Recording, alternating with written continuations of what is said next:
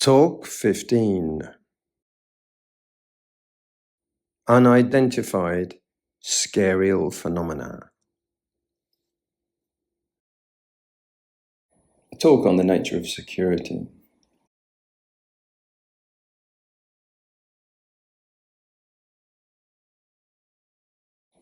The illusion of control. In this talk, we explore the nature of security. Not practical security, but the psychological security the mind tries to manufacture through control, through identity, through certainty, through status, through narrative, through belonging, through permanence, security. Again and again, beneath different situations, one question quietly repeats. What exactly are we trying to secure? And can any of it truly be secured? Because we want security. We demand certainty. Are they the same thing? We attempt to manage outcomes in order to feel safe.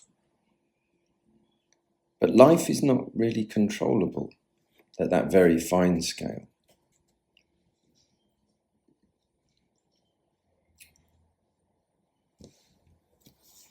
I was once asked by Venerable Saranankara, Chief Abbot of Central Temple, to go to Kuching, Sarawak, and to talk. It was the festival of the hungry ghosts. I agreed, and I read up in the Peta Vatu, the book called The Mansions of the Hungry Ghosts, which is in the Pali Canon. He supplied the return flight ticket, and I was there for about, 4 days, giving talks. And then, on the way back, I would be flying, but it would be middle of the night. At the end of the last talk, people gave a large stack of red envelopes. And at the time, I was trying to not touch money. But I thought, is it rude to say no? And anyway, I thought I can pass it to someone somehow usefully, and took the small stack of red ornamental envelopes and put them in my bag. I was dropped at the airport, checked in at 10 p.m. or so, and trolleyed through a largely empty Kuching airport. At the far end, there was a desk. I headed towards it. It was the only thing lit up. There was a security guard. He pointed. There was a ramp. There was an aeroplane. I went up the ramp. I sat down in the aeroplane. They came around checking the tickets. Everyone else's was a different colour ticket than mine. Oh dear. Quickly, they said, quick, down the ramp. It's along and 2 gates are long. I'd been pointed to this one by the security guard, so I was fuming and raced down, turned right, up, and there was no aeroplane there. It had already just left. It was taxiing on the airstrip. What was I going to do? There I was, in an empty airport, one slightly dim security guard, and who knows, nothing else. So I went over to him, trying to contain my rage. He had pointed me on the wrong aeroplane without checking my ticket after all. Anyway, he got the gist that I needed to find a new flight and pointed to a far distant, lonely single desk that was still open.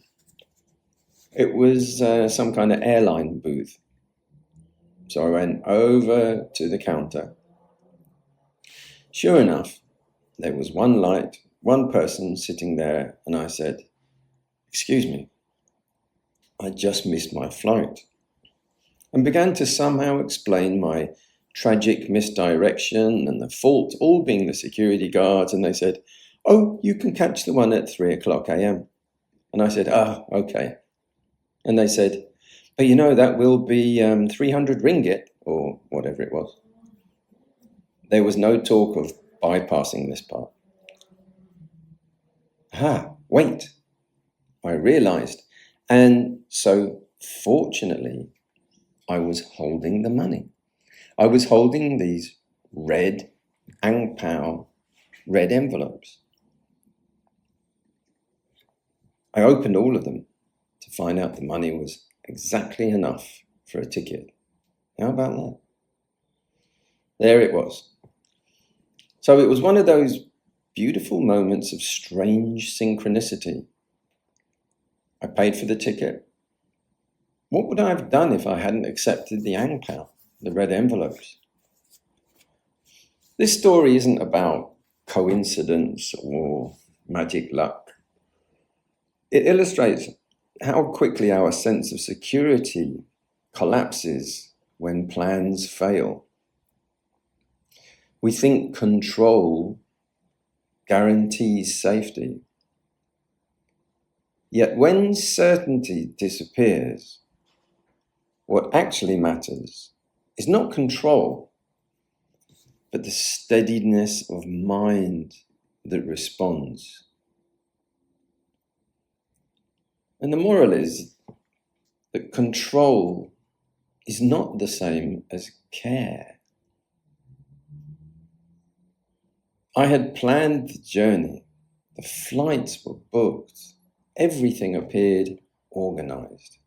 Yet one wrong gesture from a security guard and the entire structure collapsed. Planning is responsible. Clinging to outcome is something else. Today's theme is the nature of security, which is ironic that it was the security guard, the person paid to guard my security, who set this chain of events in motion. I should have looked and checked my gate number instead of trusting fully on the friendly, trying to be helpful, well-intended night guard.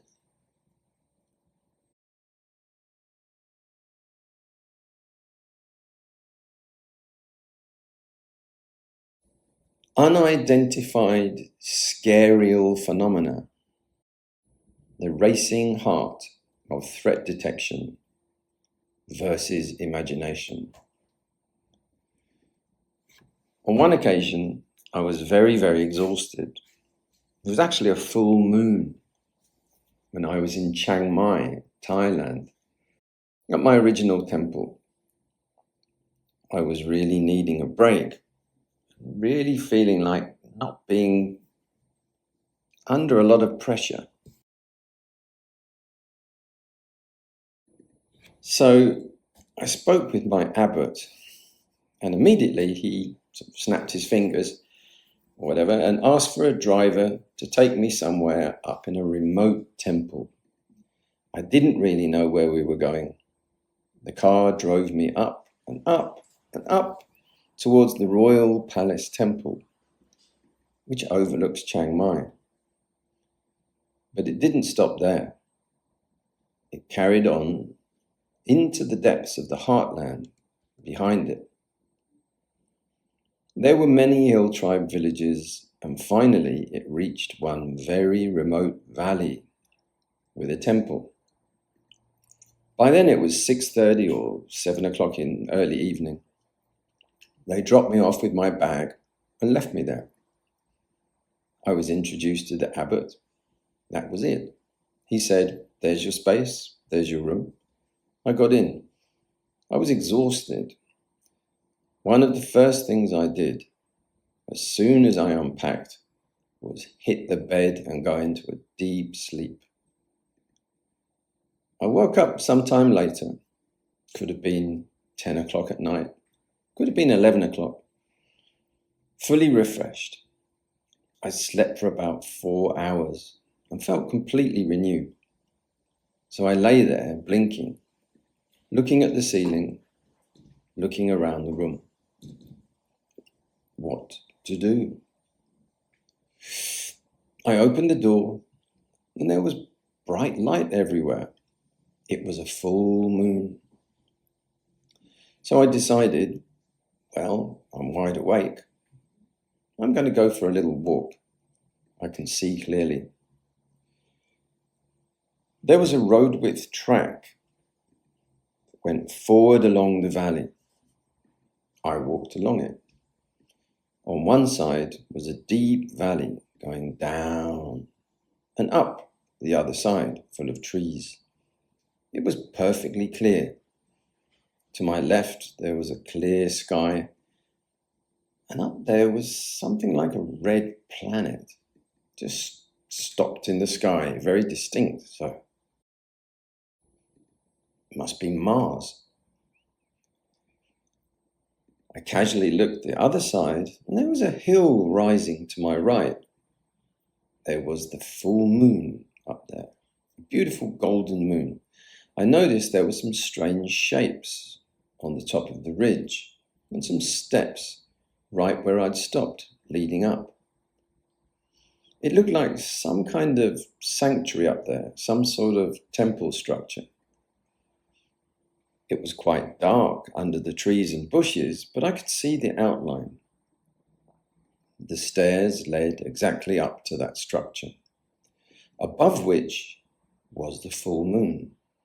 The full moon, the temple structure, the stairs, and then the other way, Mars on the other side, are all perfectly aligned.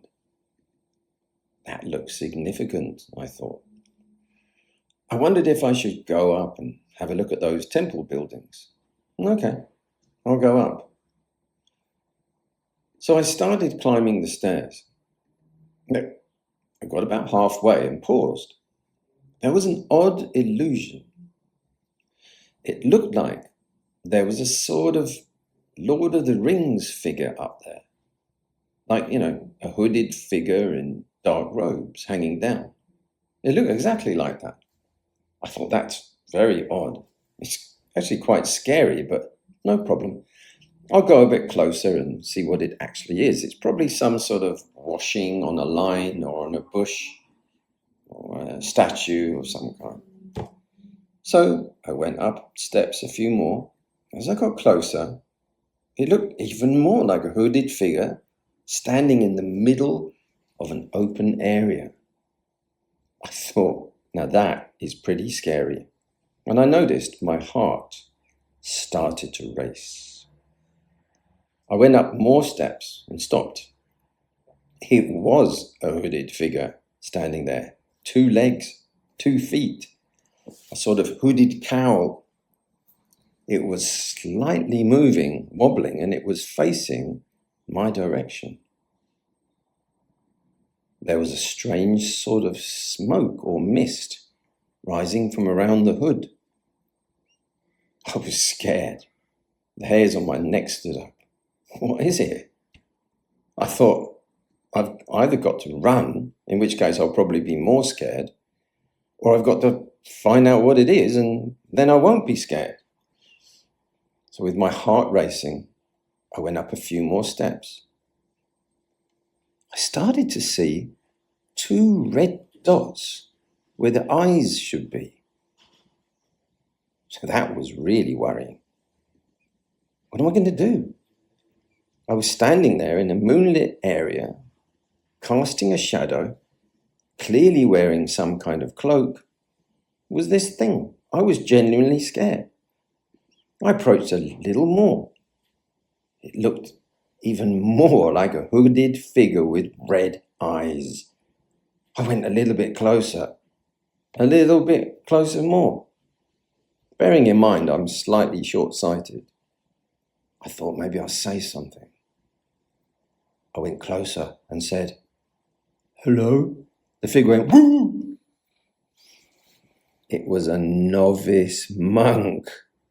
It was a novice monk, a little salmonera.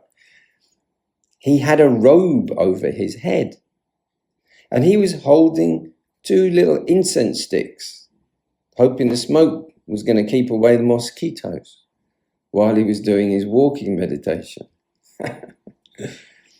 He'd been terrified seeing me coming up the stairs. I don't think the abbot had told him about my arrival. As far as he was concerned, I was some sort of scary, ghostly alien figure that was coming up the stairs after him.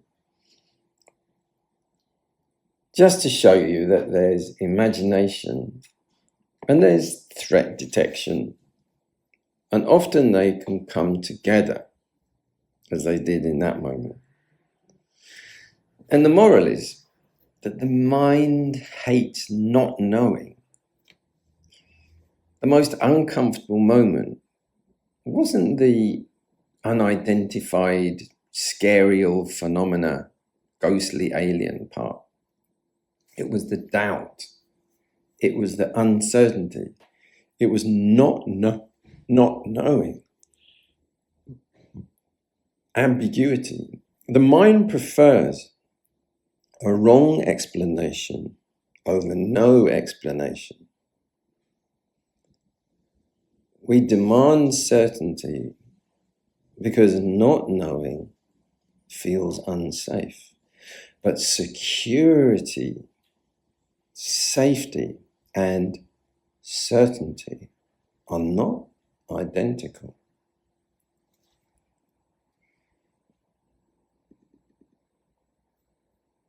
Decision fatigue. Modern overchoice as a kind of pseudo-control. So, choice can be a kind of illusion of control.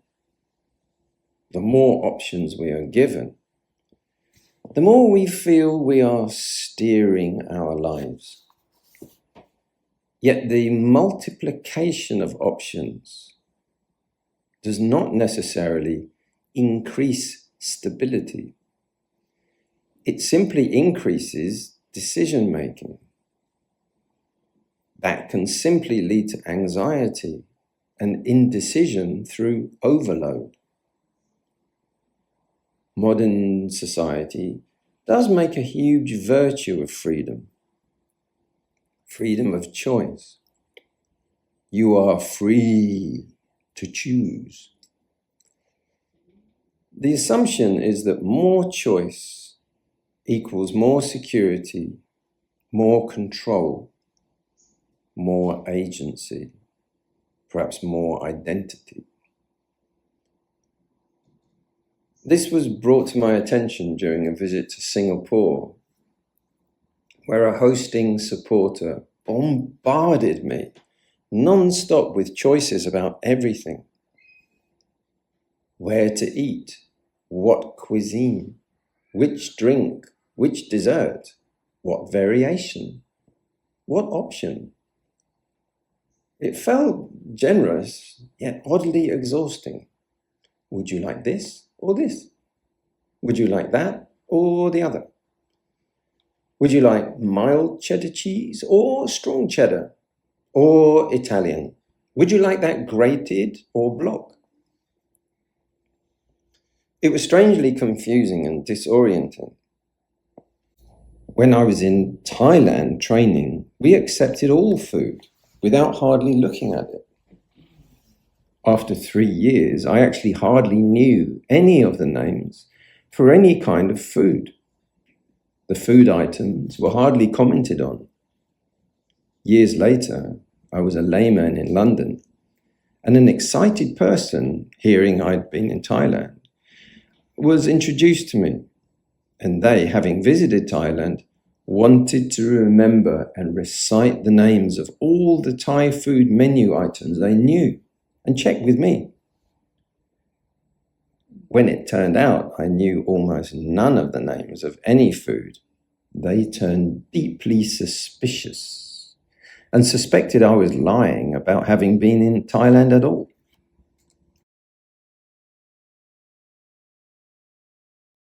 How much is that doggy in the window?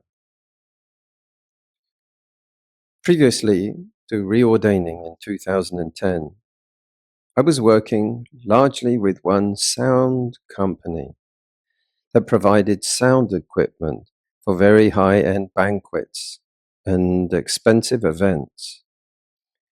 So I got used to the world of sound and events, and I was looking forward to vanishing into the deepest part of Burma, where there was an intensive silent retreat, 16 hours of meditation a day for 60 days. I knew it was going to be very tough psychologically.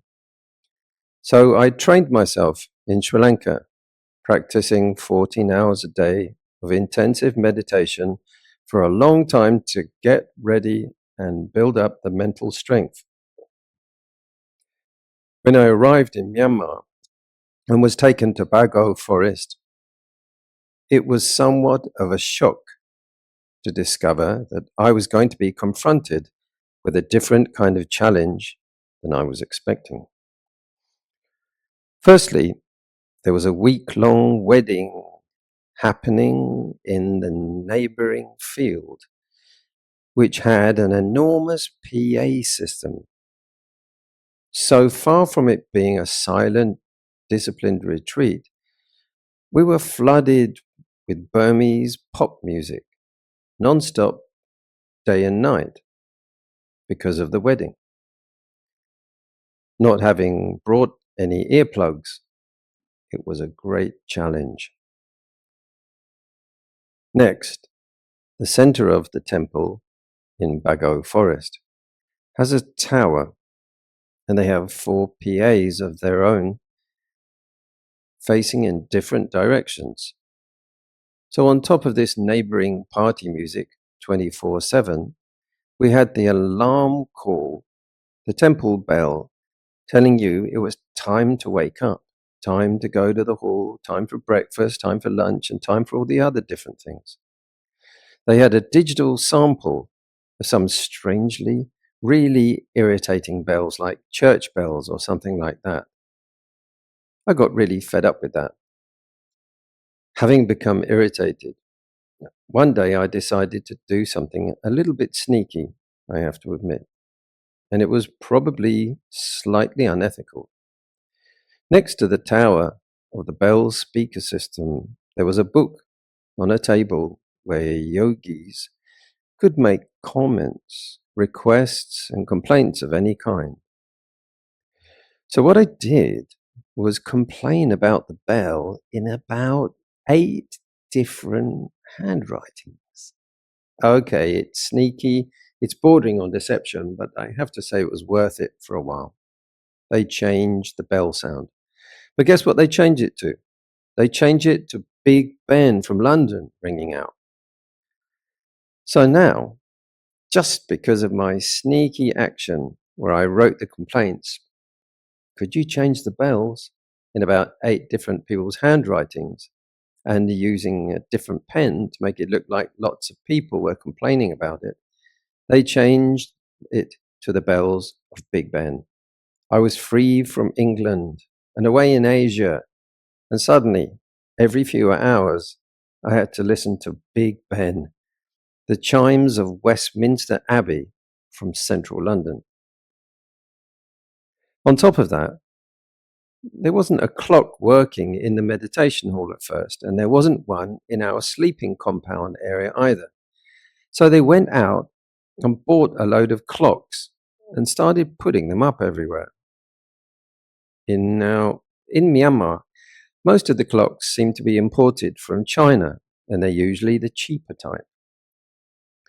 So what happened was they had one which rang its alarm chime every 15 minutes, and they put this in the main meditation hall where you were meditating for 16 hours. Every 15 minutes, the alarm would chime a tune. Slightly out of tune, you might know it. How much is that doggy in the window? The one with the waggly tail. It's a tune. Every 15 minutes. Now, bearing in mind that for at least the previous 10 years or more, most part of 15 to 20 years, I had trained as a musician. My ears were micro-tuned to the most subtle and fussiness of tuning and sound. And this, how much is that doggy in the window, would play slightly out of tune, slightly flat, and slightly slowing down as it repeated the theme every time, every 15 minutes, every 15 minutes. And the moral here is quieter. It's just as sharp, though. I went to the forest to control the conditions of my mind. I thought silence would guarantee depth. I trained for endurance, expecting hardship of one kind, and meant a different kind altogether. Noise instead of silence, digital bells instead of stillness. Even my attempt to manage the environment only created new disturbances. We attempt to arrange conditions in order to feel secure, but security does not come from perfect surroundings. Life does not obey our spiritual design plans. The lesson was not how to eliminate sound, but how to remain steady within it. Silence is not certainty. Stability is not control. The Big Bang Theory. Sometimes you can be expecting sounds, and sometimes there's a lot of pressure. Musicians and sound artists know about this. There was a time I was in London, and my job was to be the sound effects man.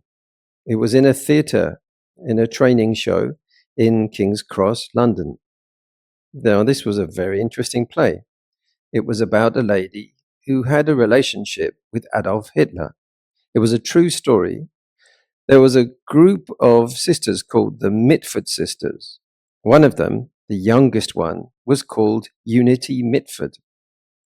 She decided that the love of her life was Adolf Hitler, and she was convinced that the unification of Germany and England through him, through Adolf Hitler's merging with England, was going to be the best thing that ever happened, and that her love for him was the best thing that could ever happen too.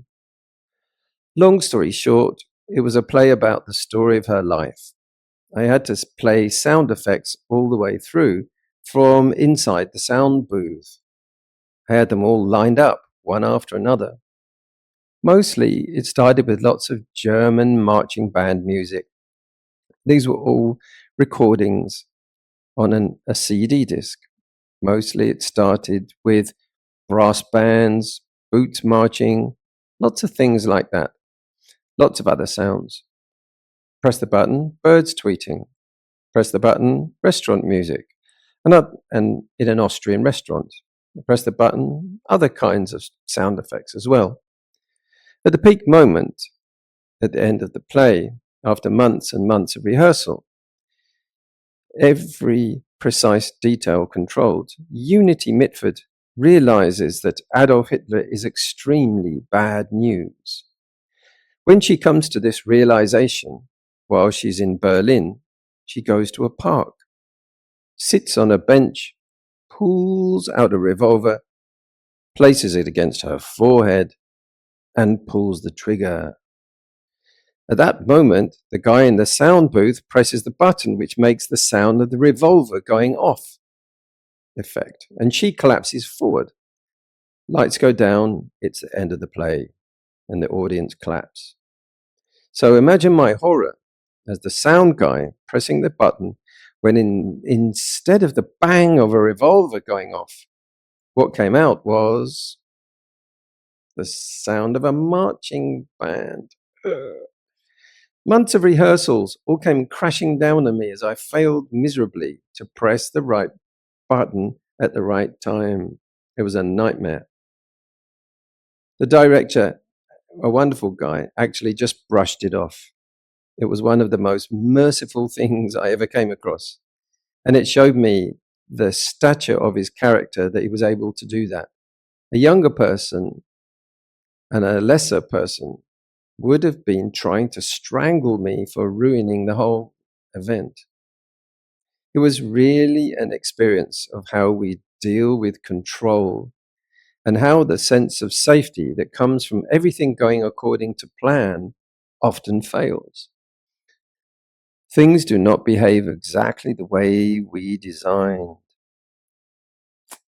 And the moral is, we rehearse life as if pressing the right buttons will guarantee the right outcome. We line up our cues, we refine the sequence, we assume that precision equals safety, but control at that level is fragile. One wrong button and the illusion collapses. Security is not the certainty that everything will unfold as scripted. It is the steadiness to meet the marching band when we expected a bang. Life is not controllable at that resolution. What matters is not perfect execution, but the mind that remains balanced when the sound comes out wrong.